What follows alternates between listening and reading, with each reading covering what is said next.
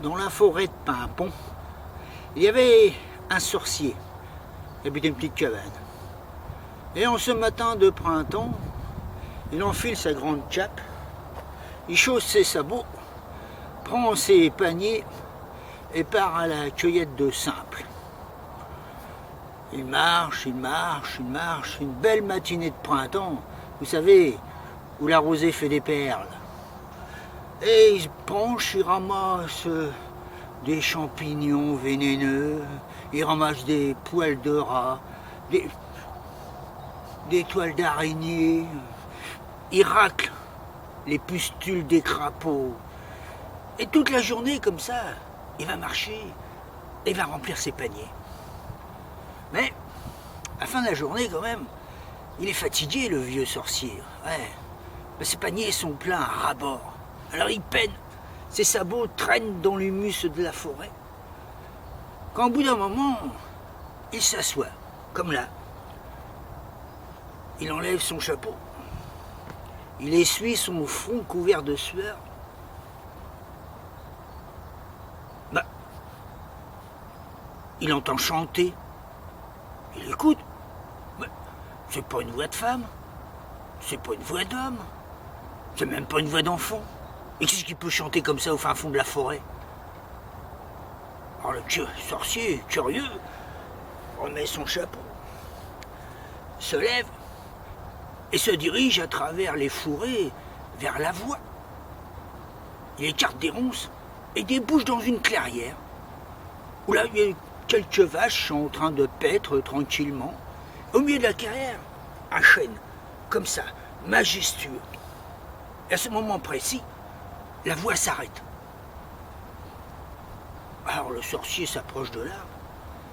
Il s'assoit à son pied. Il colle son tronc d'homme, contre le tronc de l'arbre. Et il sent dans son dos une légère vibration. Le sorcier baisse son chapeau sur ses yeux et il s'endort. D'un seul coup, il est réveillé par cette voix qui chante de plus en plus fort. Il regarde autour de lui, mais la vibration est plus importante dans son dos. Il se retourne. Mais c'est l'arbre qui chante. Mais il dit, c'est toi qui m'as réveillé là. Non mais tu vas pas bien, non? J'étais tranquille en train de dormir. Mais attends, ça va pas rester là. Et aussitôt le sorcier sort de sa poche de son manteau une corde. Il balance la corde comme ça autour de l'arbre. Il prononce une parole magique et la corde se serre autour de l'arbre. La voix diminue, il reste presque plus qu'un filet de voix.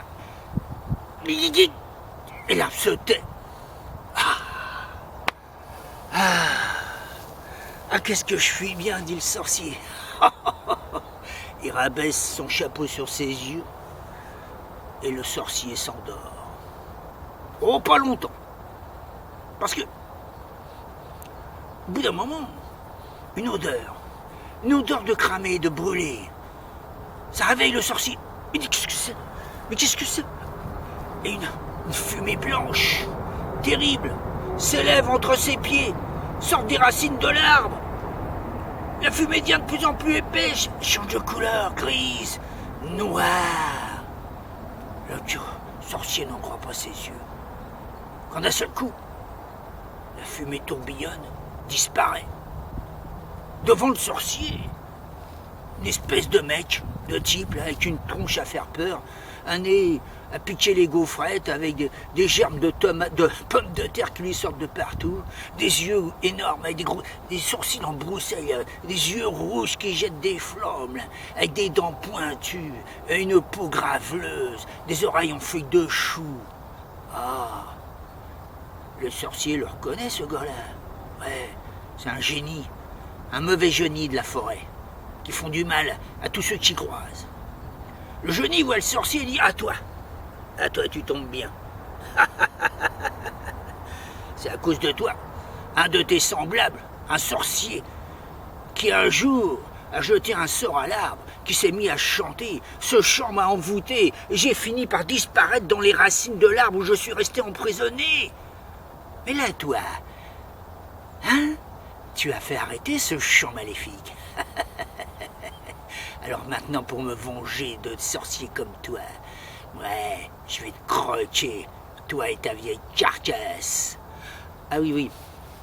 Ah oui, mais dit le sorcier, là, il y a comme un petit problème, là, parce que, tu vois, ouais, je suis coriace et tout, il faudrait me faire mariner. Et le plus simple pour toi, ça serait, de me faire griller, un bon steak de sorcier grillé, ça serait bien, ça. C'est bien sûr, dit le génie. Je vais te faire griller. Allez, j'y vais, je vais chercher un petit peu de bois. Au moment où le génie commence à se retourner, le sorcier dit, où tu vas, tu vas si vite. Quoi, tu dis le sorcier, qu'est-ce qu'il y a? Écoute, si tu t'en vas, c'est clair que moi, et je vais me sauver aussi, je vais pas t'attendre, hein. J'ai pas envie de finir en steak, hein? Ah oui, qui dit le génie, c'est pour bête ça? Bah oui, et qu'est-ce que je peux faire alors? Écoute, dit le sorcier, regarde, il y a une corde autour de l'arbre là, t'as qu'à prendre la corde et m'attacher. Oh, qui dit le sorcier? Oui, attends, c'est une idée. Et aussitôt, le génie se dirige vers l'arbre, prend la corde défaite de l'arbre.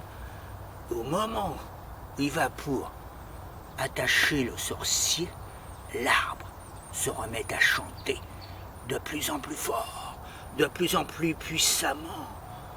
Et le génie redevient fumée noire, fumée grise, fumée blanche. Il se met à tourbillonner, et redisparaît une nouvelle fois dans les racines de l'arbre. Le sorcier se redresse, regarde l'arbre, s'approche de l'arbre et il dit, toi mon ami, oui tu es mon ami, tu vois, eh bien à partir d'aujourd'hui tu peux chanter, ou chanter maintenant, après et tout le temps que tu voudras. Adieu mon ami. Et le sorcier s'en est reparti. Alors moi je peux vous dire, vous savez, aujourd'hui on nous raconte comme ça que les arbres, ils parlent. Que les arbres, il faut les entourer comme ça. Ils vont vous transmettre leur énergie. Moi je veux bien. Mais en tout cas je vous donne un conseil. Si vous entourez l'arbre comme ça de vos bras, surtout, ne serrez pas trop fort. Et